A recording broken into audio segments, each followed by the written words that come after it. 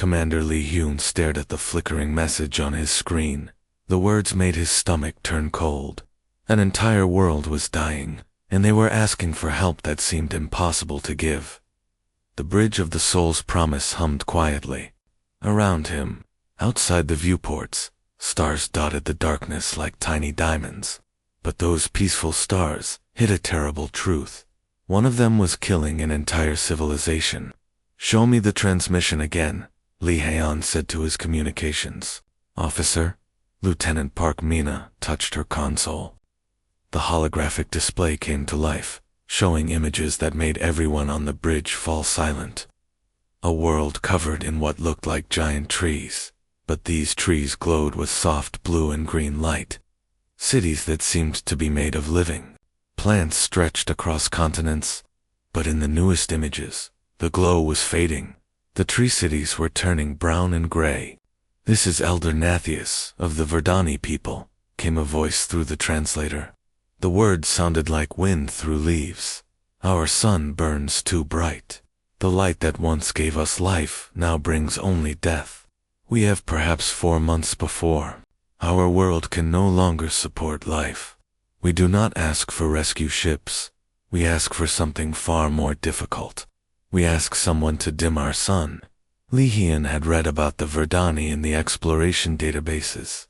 They were plant people who lived by soaking up sunlight, just like the trees on Earth. Their entire civilization was built around photosynthesis. They didn't eat food like humans did. They ate light, but now their sun was sick. It was throwing out massive bursts of energy called solar flares. These flares were so bright and hot that they were cooking the Verdani alive. At the same time, the radiation from the flares was so dangerous that it blocked the gentle sunlight the Verdani needed to survive.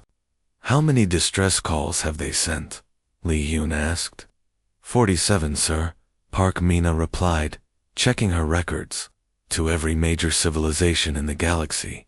And the responses." Park Mina's face grew sad. The Altarians said it was an unfortunate natural disaster that must run its course.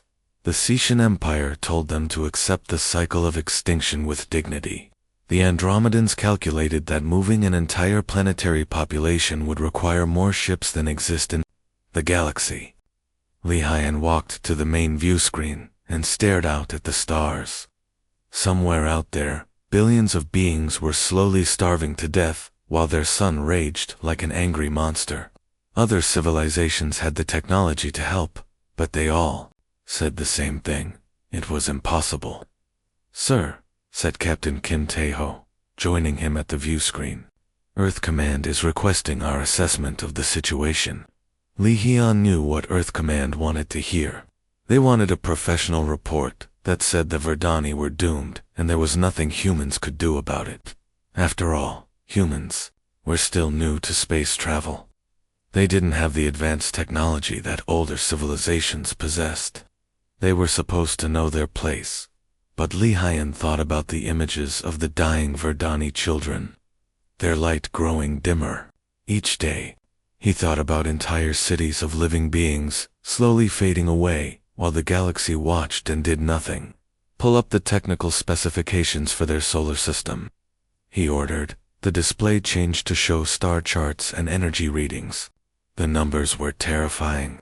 The solar flares were releasing more energy in a single day than Earth's sun produced in a month. Any ship that got too close would be fried instantly. "Sir," whispered Park Mina, "surely you're not thinking of ... Of what? Of trying to help." Lee Hyun turned to face his crew. "That's exactly what I'm thinking." Captain Kim Tae-ho shook his head. "Commander, with respect, we have one exploration ship. They need someone to build a shield around an entire planet. The engineering challenges alone would require thousands of vessels and technology we don't possess." "Maybe," Lee Hyun said. "But maybe not. Humans have never been good at accepting the impossible." He walked back to his command chair and opened a channel to Earth Command. The response would take several minutes to reach Earth and several more minutes to come back. In that time, he could change his mind. He could file a safe report and recommend that humanity send medical supplies and sympathy messages. Instead, he took a deep breath and began recording his message. This is Commander Lee Hyun, aboard the Soul's Promise. We have reviewed the Verdani distress call and the responses from other galactic civilizations. While other species have concluded that intervention is impossible, I believe they are thinking, too small. Recommend immediate implementation of Emergency Protocol 7. We're going to need every ship in human space, and we're going to need them fast. The Verdani have for months. I think we can build them a shadow. He ended the transmission and sat back in his chair. His crew stared at him in amazement. Sir, Captain Kim said quietly, do you really think we can save them? Lee Hyun looked at the images of the dying world one more time. I think we have to try, because if we don't, who will? Admiral Cho Ji-won stood in the center of the largest meeting room on Earth, Station 1. Around her, holographic displays showed representatives from every human colony and settlement in known space. Their faces showed confusion, worry, and disbelief. You want to do what? Asked Council Chairman Yoon Dae-sung, leaning forward in his chair. Build a shade, Admiral Cho repeated calmly, a giant umbrella in space that will protect the Verdani homeworld from their sun's deadly flares. The room erupted in worried voices. Representatives spoke over each other, their words mixing together like a storm of doubt. Impossible, said one voice. Suicide mission, said another. We don't have that kind of technology, called out a third. Admiral Cho raised her hand, and the room slowly grew quiet. She had fought in 3 wars and commanded the largest fleet in human space. When she spoke, people listened. Dr. Kong Soyoung, she said, nodding to a young woman standing near the wall. Please explain your plan. Dr. Kong stepped forward nervously. She was only 30 years old, but she was the smartest engineer in the Sol system. Her hands shook slightly as she activated her tablet, and the room's displays changed to show technical diagrams. The other species are right about one thing, she began. We can't build a traditional planetary shield. We don't have gravity manipulation technology or energy fields strong enough, but we don't need them. The diagrams showed thousands of small, square panels floating in space. They looked simple, almost crude compared to the elegant alien technologies everyone had seen in the databases. These are modular solar collectors, Dr. Kong continued. Each one is basically a mirror with a small computer brain. They can be built in any factory that makes electronics. They're not fancy, but they work. How many would we need? Asked Captain Oh Young-wook, commander of the freight division. Dr. Kong's voice grew quieter. Approximately 40,000 units to create. Adequate coverage. The room fell silent.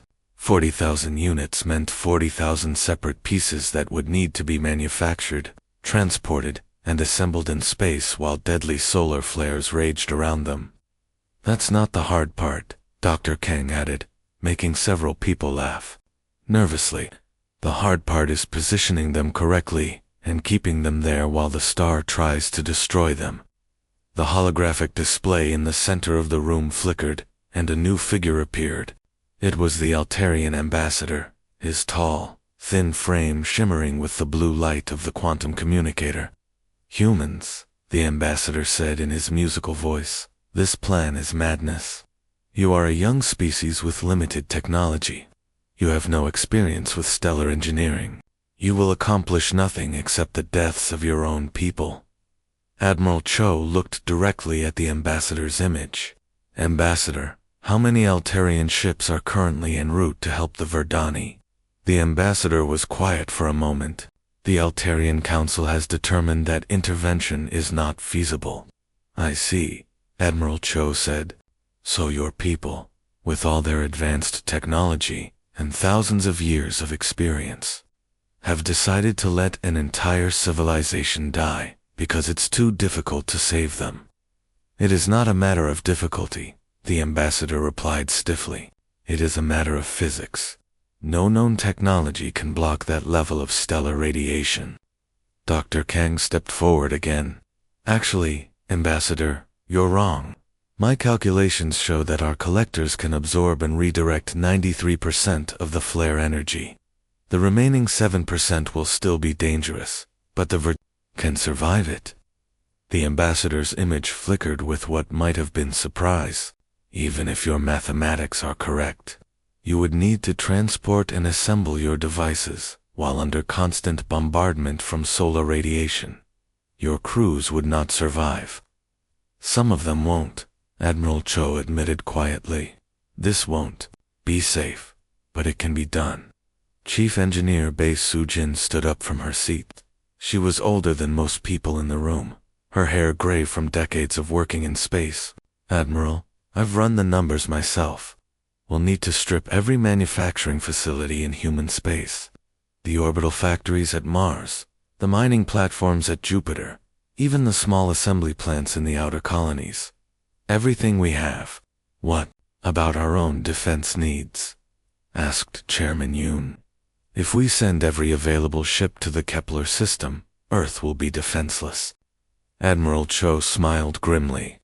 Chairman, when was the last time anyone attacked humanity? We're too small and too poor to be worth bothering with. But if we pull this off, if we save an entire civilization that everyone else has written off, the galaxy will never look at us the same way again. Captain Oh Youngwook was studying the logistics displays. We'll need cargo haulers, mining ships, construction vessels, even private yachts. Every ship that can carry cargo and survive a hyperspace jump. The Sishan trade representative has already contacted us, said another council member. They're offering to bet against our success. The odds are currently 50-1 that we'll fail completely. Only 50-1. Admiral Cho laughed. I'm insulted. We humans have succeeded at worse odds than that. Dr. Kong looked around the room at all the worried faces. I know this sounds impossible, but impossible just means nobody has tried hard enough yet. The Verdani are dying while we talk. Every day we delay, more of them starve. Admiral Cho walked to the center of the room. I'm authorizing Operation Shadow. Every available vessel is to begin loading supplies and heading for the Kepler system immediately. We have exactly 96 days to build the largest construction project in human history. She looked around at the representatives, seeing fear and determination mixing together on their faces. The other species think we're crazy, she said. Maybe we are. But the Verdani asked for help, and nobody else is coming. That makes it our job. Elder Nathius felt the weakness spreading through her roots like poison. Around her, the great city of Velthor was dying. The bioluminescent towers that had glowed for 1,000 years were now barely visible in the darkness. Her people were starving, their light fading as their sun raged overhead like an angry beast. She stood at the top of the central grove, her fronds drooping with exhaustion. Below her, millions of Verdani huddled in their root chambers, trying to conserve what little energy they had left. The children were the worst to see. Their natural glow, which should have been bright and cheerful, was now so dim it was hard to tell if they were alive. Elder, whispered Curvain, her aide, through their shared root connection. Long-range sensors are detecting something unusual. Nathia felt a tiny flicker of hope through their mental link. For weeks, they had watched the stars, hoping that someone, anyone, would answer their desperate calls for help. Every major civilization in the galaxy had said the same thing. Saving them was impossible. What do you see? She asked. Ships, Elder. Many ships. They're dropping out of hyperspace at the edge of our system. Nathis felt the information ripple through the root network that connected all Verdani. Across their dying world, her people lifted their heads and looked toward the sky with renewed hope. How many vessels? She asked. Carvain was quiet for a moment as he consulted the sensors. Over 400, Elder, and they matched no configuration in our databases. 400 ships was more than any single species had ever committed to a rescue mission. Even the mighty Altarian Empire had never sent more than 50 vessels to help another world. Nathius felt her hope growing stronger. Captain Hansora stood on the bridge of the Busan Guardian, watching her tactical display as the human fleet materialized around her. The sight took her breath away. She had been in the Space Navy for 15 years, but she had never seen anything like this. Massive cargo ships floated next to tiny mining vessels. Luxury yachts flew alongside military escorts. Construction barges moved in formation with scientific research ships. Every type of vessel in human space was here, all loaded with the components they would need to build their impossible shade. Fleet command to all vessels, she broadcast across the communication channels. Welcome to the Kepler system. We have exactly 18 hours before the next major solar flare begins. All ships are to begin immediate deployment of collector arrays. The response was overwhelming. Hundreds of voices came back over the channels, all speaking at once. Inshin defiant, ready for deployment. Daegu technical beginning assembly sequence. Gwangju merchant requesting coordinates for cargo drop. Hansora had to smile. The other species might have better technology, but no one could match human enthusiasm for an impossible task.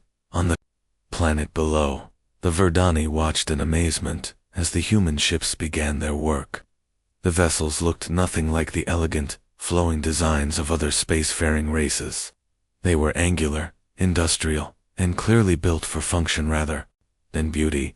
Many of them had obviously been converted from civilian use just for this mission. Elder Curvain reported, "The ships are beginning to assemble some kind of structure between us and our sun."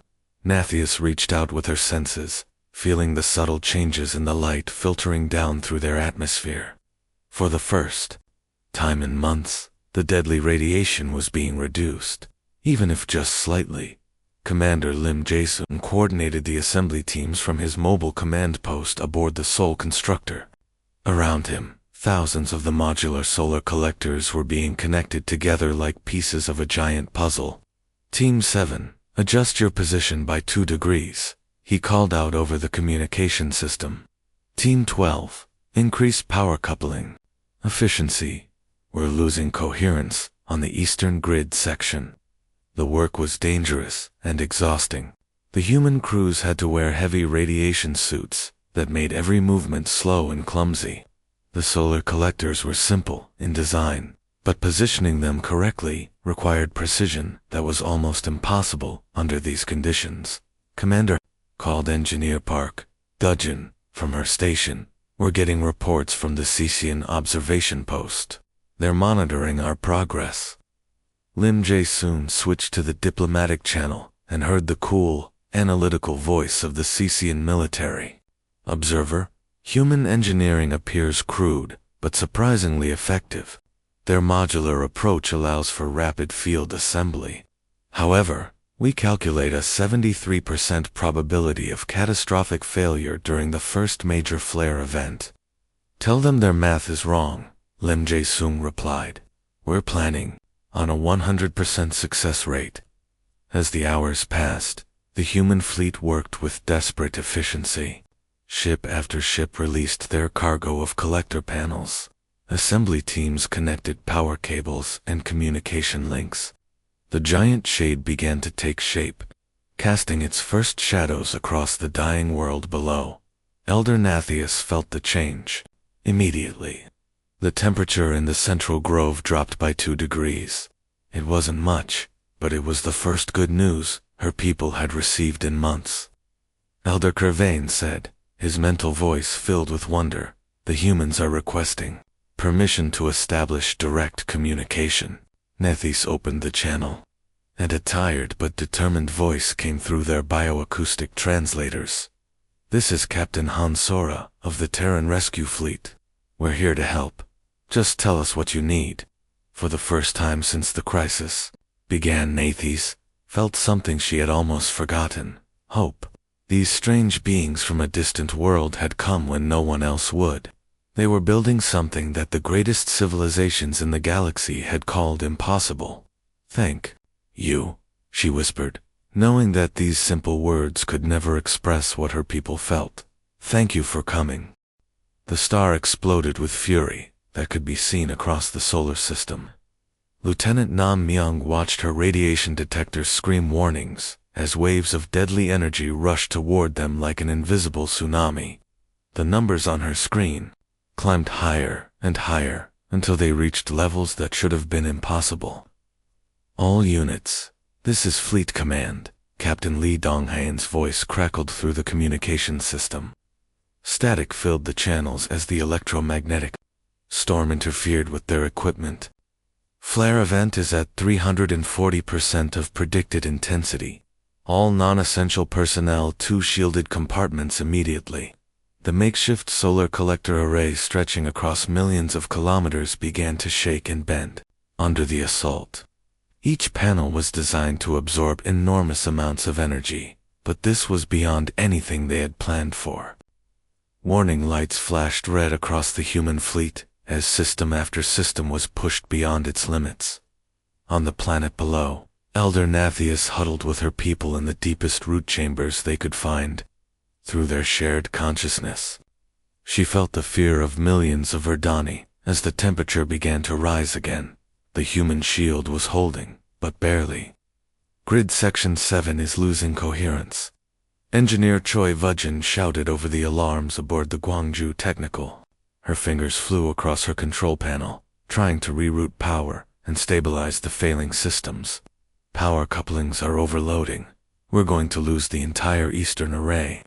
Commander Park Seogen looked at the radiation readings outside his ship. The levels were high enough to cook a human in minutes, even through protective suits. But he also looked at the tactical display, showing Grid Section 7, which protected nearly a quarter of the Verdani homeworld.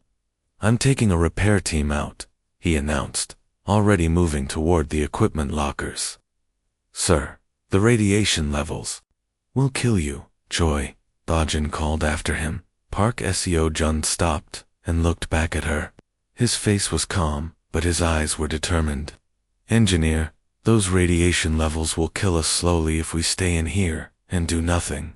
They'll kill us quickly if we go outside, but they'll kill every Verdani on that planet if we don't fix this problem right now." He grabbed his helmet and headed for the airlock. 3 other crew members followed him without being asked. They all knew what they were volunteering for. The small repair shuttle launched into the storm of radiation and electromagnetic chaos. Through their helmet displays, the crew could see the massive collector panels buckling and twisting as energy beyond imagination poured over them. Some panels had already broken apart, their pieces spinning away into space like burning leaves. There, Park Seo-jun pointed to a cluster of damaged connectors. "If we can reroute the power flow through the backup cables, the grid should stabilize." The repair team worked with desperate speed. Their radiation alarms beeped constantly, then changed to steady tones as the exposure levels climbed into the lethal range. Their hands shook inside their gloves, making the delicate work even more difficult. On the planet's surface, Elder Nathius felt the sudden spike in temperature as Grid Section 7 failed completely. Across her world, Verdani communities prepared for the burning death they had feared for months. Parents held their children closer. The elderly began the final song of their people. Then, impossibly, the deadly heat began to fade. The shadow returned. "Repair complete." Park Seo-chun's voice came through the communication system, weak and filled with static. "Grid 7 is back online. Array integrity is at 82%. His team had managed to crawl back to their shuttle, but the radiation had already done its work. Their life signs were failing as Nam Myung watched helplessly from her monitoring station. The shuttle drifted slowly back toward the Gwangju Technical, its engines barely functioning. "Medical team to Shuttle Bay," came the announcement over the ship's speakers, but everyone knew it was too late. Park Seo-jun and his team had saved a quarter of a world, but they would not live to see it. Similar scenes played out across the human fleet. When Grid Section 12 began to fail, Captain Kim Hyren and her engineering crew went out to fix it. They succeeded, but none of them made it back alive. When the northern array started to collapse, Lieutenant Yu Minho took his team into the radiation storm and held the connections together with their bare hands until backup power could be established. The Verdani watched in amazement and horror as these strange beings died to save people they had never met. Through their orbital sensors, they saw small human figures working desperately on damaged equipment while the star raged around them. They saw ships sacrifice themselves to protect the collector arrays. They saw crews volunteer for missions that everyone knew were suicide runs. Why? Elder Nathys transmitted to Captain Li Donghayan during a brief calm period. Why do your people give their lives for ours? We are not your species. We are not your friends. We have nothing to offer you. The human commander's response came through clearly, his voice tired but steady. Elder, that's exactly why we have to help. Because if we don't, who will? The stellar flare raged for 37 hours. It was the longest and most violent flare event their star had ever produced. When it finally began to subside, the human fleet had paid a terrible price. 23 ships had been destroyed. Over 400 crew members had died keeping the array functioning. But the shadow had held. On Kepler 442b, for the first time in months, the surface temperature was dropping. The Verdani began to emerge from their shelters, their dim lights slowly growing brighter as they dared to hope again. The impossible had happened. Earth's children had held back the fire of a star, and an entire world lived because of their sacrifice. 6 months had passed since the great stellar storm, and Kepler 442b bloomed with life again. Elder Nathys walked slowly through the memorial grove, her fronds glowing with healthy light for the first time in over a year. Around her hundreds of new saplings grew in perfect rows, their bioluminescent leaves casting gentle patterns on the ground. Each tree represented a human life lost during the crisis. 437 trees in total, each one planted by Verdani hands, and tended with the greatest care their species could provide. The trees would live for thousands of years, ensuring that the sacrifice of these strangers would never be forgotten. The humans have a saying, Nathys transmitted to her aide Curvain as they walked between the glowing saplings. They say that the best way to honor the dead is to make sure they did not die for nothing. Carvain's own light pulsed with agreement. Their sacrifice has given us more than just our lives. Elder, it has given us hope for what different species can accomplish together. Commander Kong Hai-wan approached through the grove, her footsteps careful and respectful on the soft earth. She had been appointed as the permanent human liaison, but her role had grown far beyond simple diplomacy. The partnership between humans and Verdani had exceeded everyone's expectations. The Galactic Council is requesting another meeting, Kong reported, her voice carrying a hint of amusement.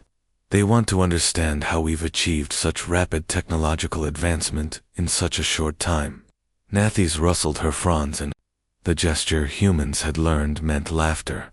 They spent centuries convincing themselves that some problems cannot be solved. We spent 6 months learning that humans refuse to believe in impossible problems. The changes had been remarkable. Verdani biotechnology, combined with human engineering, creativity, had produced breakthroughs that neither species could have achieved alone. Medical treatments that had taken the Verdani decades to develop were improved in weeks using human manufacturing techniques. Human ships now used Verdani biocomputers that could repair themselves and grow stronger over time. Above the planet, the orbital stations that had once been desperate emergency shields had been transformed into sophisticated energy management systems. The solar collectors, refined and improved through Verdani biological processes, now captured and redirected stellar energy with incredible efficiency. They could handle even the worst solar storms while providing clean power to both worlds. Captain Simujin floated in the observation deck of the Daegu horizon, watching the planet turn slowly below him. The bioluminescent cities were brighter than ever, their glow visible, even from orbit. Mixed in with the traditional Verdani architecture were new structures built using hybrid technology, combining human engineering with Verdani biological mastery. Stellar activity is returning to normal parameters, he reported to the Joint Command Center. The flare cycle appears to be ending naturally, but the human fleet had not left. What had begun as an emergency rescue mission had grown into something unprecedented in galactic history. Humans and Verdani worked side by side on the orbital platforms, sharing knowledge and building something entirely new. Young Verdani learned human mathematics and engineering principles, while human children discovered the secrets of bioluminescent communication and organic technology. The differences between the species, which had once seemed impossible to bridge, had become sources of strength and innovation. In the Cesian capital, halfway across the galaxy, Ambassador Veltar stared at the latest reports with growing amazement. The betting pools that had given humans 50-1 odds against success had been quietly closed. No one wanted to bet against human determination anymore. In 18 months, he reported to the Cesian High Command, the Human Verdani Alliance has achieved technological advances that our greatest scientists predicted would take centuries. Their combined biotechnology and engineering capabilities are reshaping our understanding of what is possible. His aide nodded nervously. The other major powers are beginning to reassess their opinions of human capabilities. The Altarian Empire has already sent diplomatic requests for technology sharing agreements. Back on Kepler 442b, Elder Nathius touched one of the memorial trees with a gentle frond. The tree pulsed with warm light, as if responding to her touch. Through the planetary root network, she shared her thoughts with every Verdani on the world. They came when no one else would, she transmitted, her mental voice carrying to millions of her people. When the greatest civilizations in the galaxy said we were doomed, these humans looked at our dying world and said we can fix this. They cast their shadow between us and the fire, not because they had to, but because they chose to, above them. The human ships continued their patient orbit. They were no longer emergency responders, but permanent partners in a grand experiment. Two species that had never met before were building something the galaxy had never seen, a true partnership based on mutual sacrifice and respect. Children of both species played together in the memorial grove, their different forms of communication blending into something new and beautiful. Human laughter mixed with Verdani light song. The shadow that had once protected a dying world had become the foundation for a civilization unlike any other on Earth. Reports of the partnership were changing how humans saw themselves in the galaxy. They were no longer the small, weak newcomers that other species could ignore. They had proven that sometimes the newest voice in the room might have the best ideas. Elder Nathius looked up at the stars, no longer fearing the light of her sun but welcoming it. The deadly flares had ended, but the bonds forged in crisis would last forever. Earth's shadow had not just covered the flames. It had planted seeds of hope that would grow across the galaxy, showing everyone that impossible was just another word for a problem that no one had tried hard enough to solve. The universe was a little brighter because of what they had built together.